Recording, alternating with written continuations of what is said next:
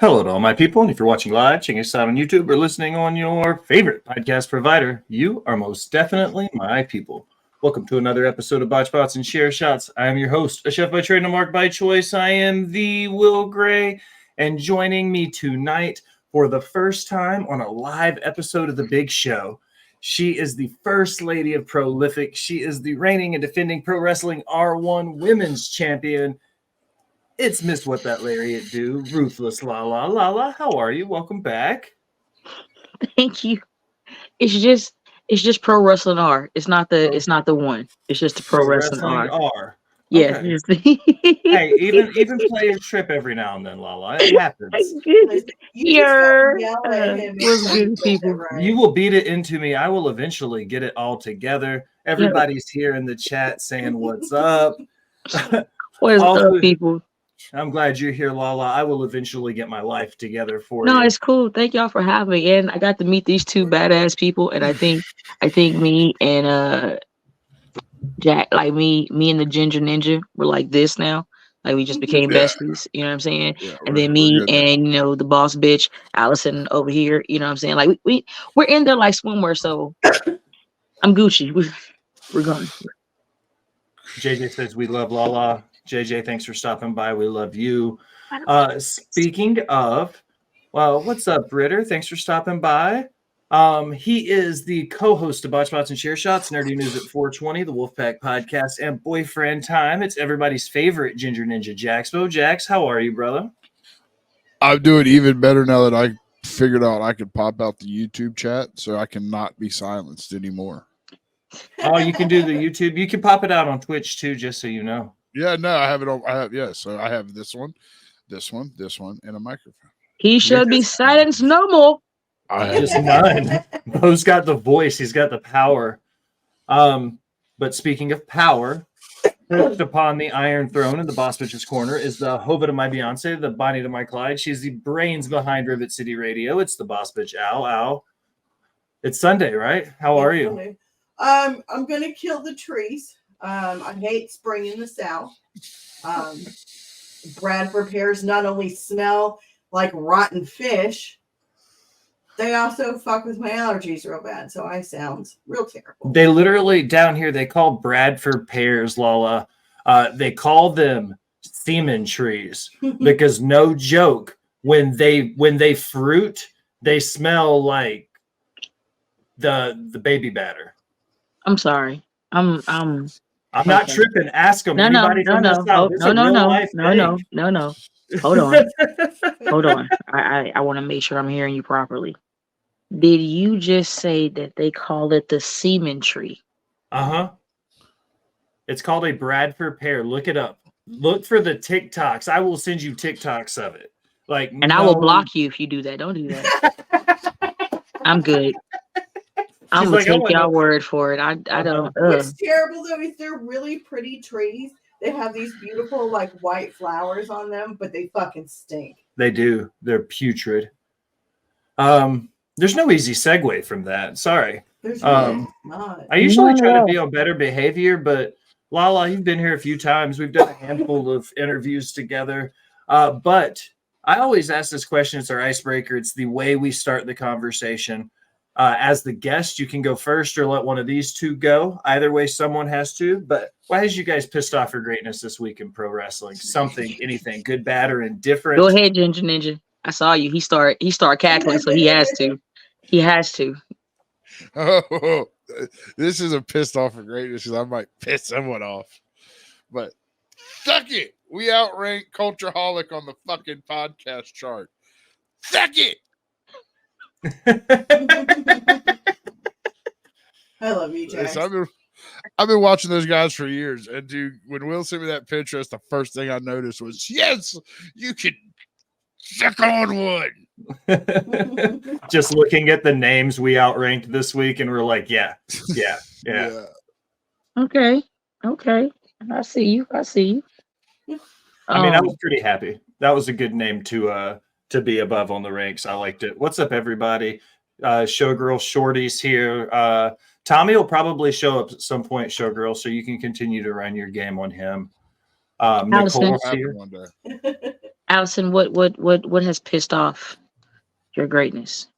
So I'm really pissed off at how glitchy and horrendous 2K24 is. Please stop releasing video games before they are ready. Last night I spent like an hour trying to beat the tutorial in the My Rise. Because you got to throw this bitch through a flaming table, but it literally won't let you. So instead of getting to play with my female character, I had to make a men's character because it's so glitchy. Like, I played through the WrestleMania stuff just fine. I can play through the men's My Rise just fine. But the women's is fucked up. Scout says he hates ass. Well, Scouts, to get rid of it. I'm not gonna hold you. I tried to play when 2023 came out. I tried to play the female one first because like I've had every WWE game damn near, like Raw versus SmackDown, you know, even before then. So like I'm a huge fan. So when I tried to, and the shit just was difficult, I was like, you know what? I don't have to do this. I don't fucking have to do this shit, and I won't. And I didn't even do it at all. I just skipped it and started playing this one. And the fact that I had bad experiences on that one, I just said fuck it. I wasn't even gonna go through it. I was just gonna play the new one. We're doing so well right now. I'm sorry you did that, Allison. That's crazy. My opinions on the 2K games are I stopped playing Madden competitively for the same reason. And I felt like they were selling me the same bag every year for $70. And I don't really feel like, having played this one this year, I don't feel like there's a whole lot that's changed from the last 2 or 3 years outside of a few new match concepts or maybe some old guys that they brought back in. But like, it's really starting to feel like Madden in a lot of ways. I guess that's on me because I'm in the middle and I done asked Ginger Ninja and, you know, Boss Bitch. People losing their shit over how much Mercedes Moné is getting paid is redonkulously stupid. I spoke about this yesterday and it just fucking irritates me. There's a lot of shit that irritates me, and like I'm pretty sure we'll end up getting into it. But it's like, you know, just for a second, like, indulge me for a second. So they stood for what they believe in and they left, and y'all talk dog shit. Oh, they're not gonna do anything, they're not gonna make it, you know, they're not gonna make it nowhere, you know, outside the WWE. And then they was getting banked. They was doing fashion shows, they was doing runways, they was killing it, and they was still killing it and transcend amazingly.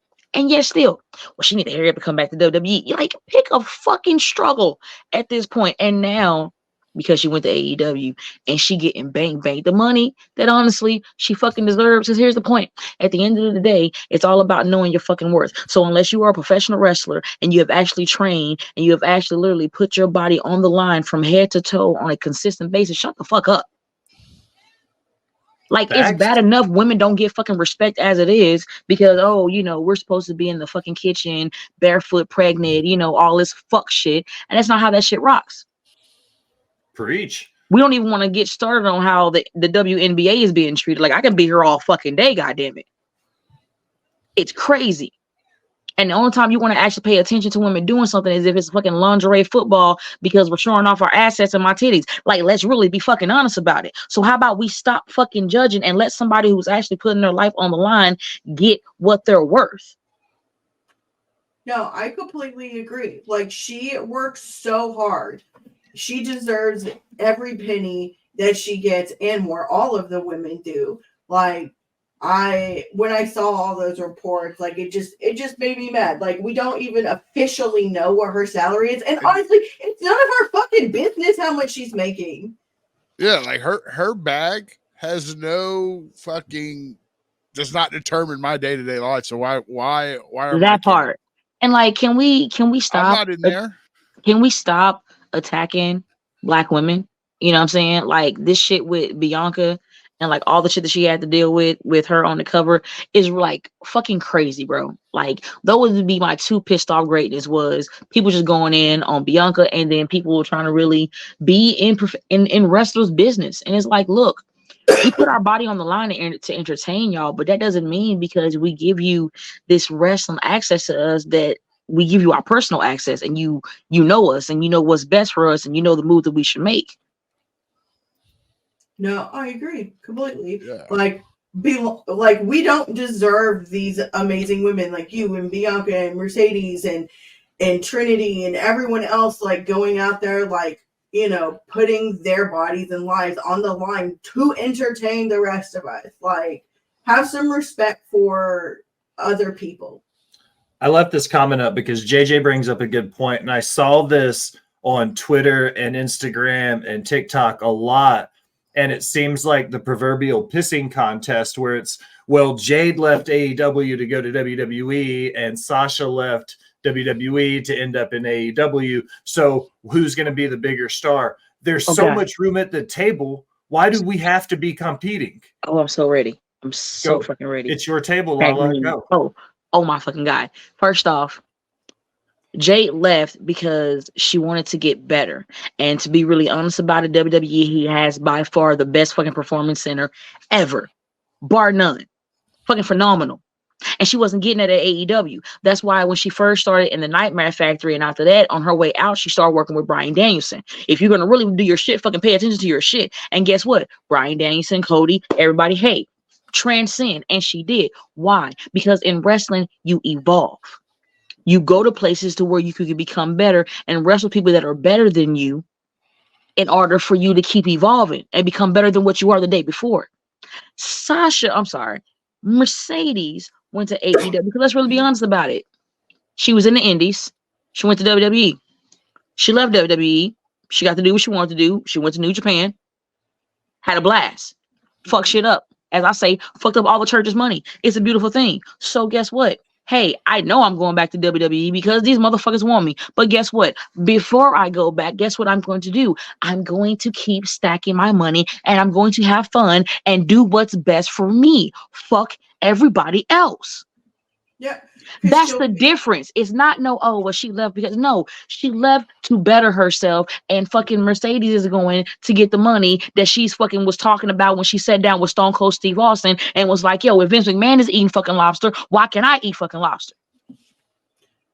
And she's also now going to be making residuals from Disney. She's going to be making residuals from New Japan, from AEW, from WWE, probably twice. You know, she is preparing and setting up her future for when she can't wrestle anymore, that she's still going to have money coming in. They did the same thing with Okada too, because the speculation is Mercedes contract. I've seen everything speculated from $2.5 million a year to $10 million a year, which is ridiculous money in the pro wrestling world from the small end to the high end. But they did the same thing with Okada too when he came over, because they were like $4.5 million. Who deserves that kind of money? Blah, blah, blah. And they gave this man the same kind of heat and hate for making money, providing for his family, being at the pinnacle of his business. And he's like, you got mad because I didn't go to the company you wanted me to go to. It's not even that. And like, I really hate to say it, but I have to say it's always a race car, man. And I hate to say it because here's the thing. If you would have found out that oh God, who is it? All right. If you would have found out, they would have found out Dolph Ziggler gets signed by AEW and he gets this amount of money. Oh, that's good for him. He deserves it. You know, like he's been but then you have Okada who's been like his resume speaks for itself. He ain't just been wrestling, you know, every Tom, Dick, and Harry. This is the Rainmaker for a reason. Yeah. And I say this is not your just average Joe. This man is fresh from Japan, bro. Like, what are we doing, dude? He just headlined. He has cemented who the fuck he is, and you're gonna be like, oh, well, he don't deserve. Shut the fuck up. You just mad that you ain't got the money, okay? That's all it is. But stop. Anyway, I look What's up, that I hat? look at it this way. We pay, let's see, Tom Brady. Let's say between everything he makes in a year, what, like 13, 20 something $1 million a year? Tom made, I think he was towards the peak of his career. It was like 32 mil a year. 32 million a year. Okay. That's amazing. They get, fuck yeah, we're paying them this much to play. These guys are putting their bodies on the line night in and night out, doing like matches from what I've heard of. Now, I'm not a wrestler. I don't know. So, LaLa, correct me if I'm wrong. I got But you. I have been told by numerous wrestlers that one match is the equivalent to a car accident. Yes.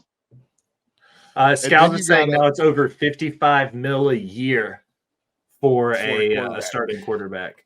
Okay. Doug confirms that he heard Monet's at 10 mil a year. That's wild money. Good for her. That's wild Fucking money. I need her to buy me a fucking lobster, goddammit. You know what I'm saying? Respectfully. Shit. Yeah, but No, just- look at it this way. She's making 10 million a year, let's say, doing it 365 days a year, traveling around the country. Tom having Brady, to deal with stanky ass fans on top of that rude motherfuckers. Yeah, we're deodorant, guys. I shower. But a quarterback plays what? How long's the season? 3 months, 4 months, 6? And then he's off for the rest of the year. But he's making $50 million. Like, shut up. We pay baseball players even more. Baseball players Yeah, get paid like, ridiculous money. Man. What's up, Jess? Thanks for What's up, stopping Jess? by, brother. Yo, just let me throw one ball, okay? Just let me get like 1 year salary. I don't have to play ever again. And I'm just, what's up? It just, ooh. But, and that's the thing people don't get, you know, but then people want to be out, people want to be, Hit Y'all Podcast was Gucci. Was good. People just,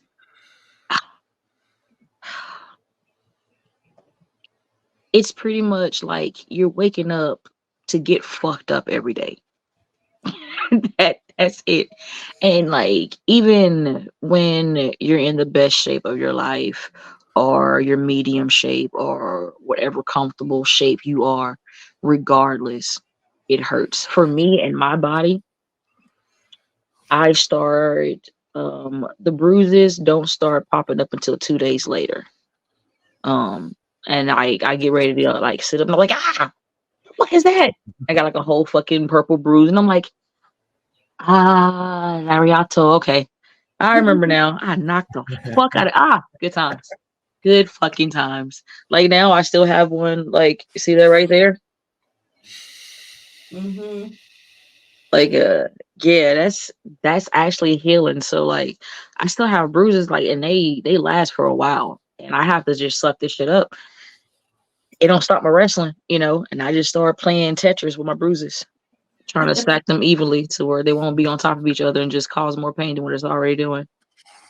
What's up, Tommy? Thanks for stopping by. Mine's short and sweet, I guess. Thanks for the cheers, Tommy. Mine is the Shayna Baszler going to GCW news. I'm excited. Before we get the news and rumors, and what has me pissed off for greatness are the people that sleep on the indies, 360 days a year. But now that WWE fucks with the indies, everybody loves the indies. Everybody's about the indies. Like, come on. I'm not gatekeeping. Every town, one horse town's got a outlaw promotion there that's going to run a wrestling go support your independent wrestling. I'm not saying don't do that, but don't come out guns blazing like your podcast, this super indie coverage shit, when everybody's been sleeping on the indies. But now WWE fucks with them, so everybody fucks with the indies. And I'm a little bit butthurt about it. Like, you know what I mean? Like, there's room at the table for everybody again, but like, I've been fucking with this table for a while now. Don't just overnight decide you're an indie wrestling like Talk guru. your shit, Will. You know what I mean? You haven't fucked with indie wrestling all year. Don't now just because WWE did. Talk your shit, Will. Thanks for coming to my TED Talk. Yo, and that's the thing that like really grinds my gears is that like there's all these fucking podcasts that could put what's going on in the indies on display, but they don't because everybody wants to try to talk about fucking Roman Reigns and The Rock and Cody Rhodes and Seth Rollins in their own interpretation, which at the end of the day, my nigga, okay, like the fuck, like we get it, son, like cool, but like there's some good ass shit that's happening on the indies and ain't nobody putting nothing on that. You feel me? Because you're like, oh, we only care about, but here's the point.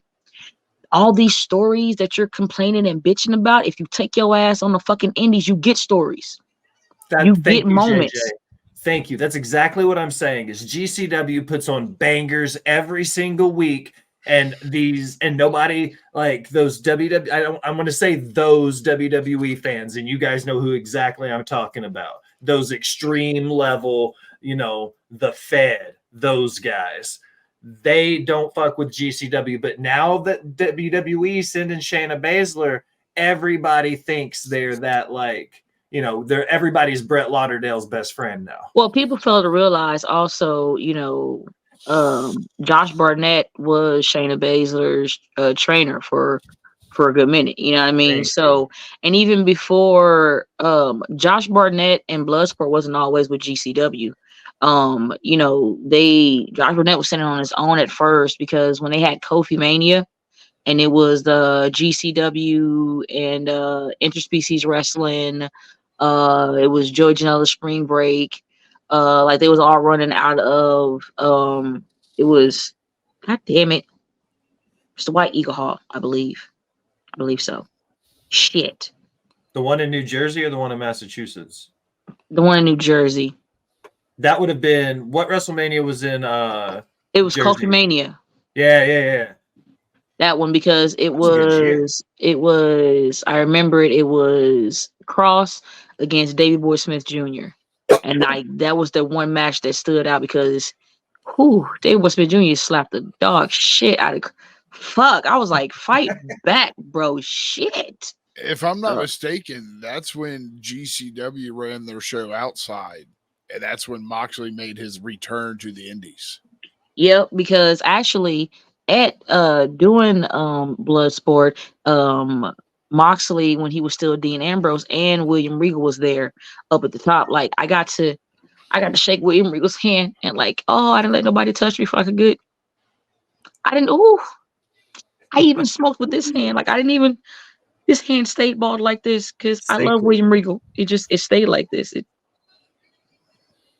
Bridget says Tommy's flexing with all of his emotes. He just comes in balling. I think we made it, all four of us. We got through the circle. Let's pound out match of the week next. Did anybody have a match that really stood out to them and blew their mind this week? Mine would happen to be Shibata versus Bryan Danielson on AEW Collision. I personally think Danielson's having some of the best matches of his career.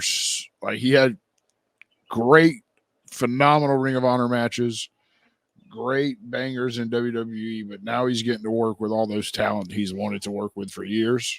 So I think he's technically putting on the best matches of his career. Agreed. Anything with my fam Bounty Keith in it. He, I believe, it happened. It was him and Kyle. Yes, it was him and Kyle O'Reilly, right? Yeah, that was a banger, dude, on Collision. Like a fact, I've known Keith since he was security before he had started wrestling, and unfortunately, they used to be the security that would try to like hold us back, and we would have to drop them and beat them up. So like that's been my boy, him, Gino Medina. Like they've been my people for a long time. So even when he got in wrestling, he was him. And like, like we're all from Texas. And to finally see him getting everything he deserves, like he was putting out bangers before he even got signed. And now that he done got signed, it's the same thing you say about Bryan Danielson. Once he left the WWE and he got everything situated, he was able to face the people that he really wanted to face that he didn't before he got signed. You know what I'm saying? And so once he was able to do that, now he's getting galore. And since Bounty Keith has been in, they've been giving him bangers after bangers. So I'm with it. He's one of the guys that slipped through the cracks. We were never able to line up a time. Like we could never make both schedules work. And when we finally did, I was like, hey, man, and boom, he got signed and was like, hey, bud, I'm sorry. You got to go through the company now. And I was like, fuck, I knew that was going to happen eventually. Like I have it with him. Willow sent me a personal text to let me know she got signed. She was like, hey, I'm not going to be able to do my interview. And then she sent me a big, like, laughing, excited emoji. And I was like, what's going on? And she was like, I signed my contract today. And I was like, yes, I'm not even mad at you for it. Him, Jay Malachi, both like family. I love them to death. And I remember when they had the last time they had DPW here, I was finally able to see both of them because I haven't seen them in like forever. And I remember telling them, I was like, yo, like, I want to see y'all on TV like regularly, and like I'm happy for it. And he was both like, man, we hope so. And when it starts, when I start seeing it, I didn't even ask them to tell me. I literally just sent them a message and was like, yo, make sure you show your ass when you debut. And they just like sent me like a happy face and was like, thanks, auntie. Like, and then I saw it up there. I was like, fucking go. Somebody gonna buy me a PS5 now. I'm excited. All these people making money. Somebody let me borrow a PS5. Damn. Gosh. Wickers. I had two picked out, and Bose was one, and then you picked another one. But I'm going to go with a sleeper pick, and it's the Infantry upsetting House of Black last night in the tag team tournament. I'm a big Carly Bravo guy. He wrestled with Main Event Wrestling, which is a promotion that we used to do work with in Atlanta. And he was another dude that like just didn't show up one weekend, and then we all got texts that was like, hey, I got a Ring of Honor offer. And we were like, hell yeah, dude. Like you love seeing the good people win. So seen Carly Bravo and the guys in the Infantry get a big upset against House of Black and getting some love on AEW television and moving through that tag team division, like, hell yeah, I'm here for that. Hell yeah. In there, like swimwear. Al, you got one for us? Of course, I'm going to go with a match from the ladies. I'm going to pick Willow's banger with Riho, and the awesome cameo by Miss Mercedes at the end. But that match was just a banger. So I like that they're tying in the injury in the New Japan. Yeah, from the New Japan Strong stuff, and like her rivalry with Willow that came from that, and then her helping save Willow at the end. So agreed. So all good things. You want to do Ryback next, or do you want to do news and rumors next? We could do Ryback. I mean, Ryback's really short. Ryback short? All right, we'll do Ryback. I'm excited for this.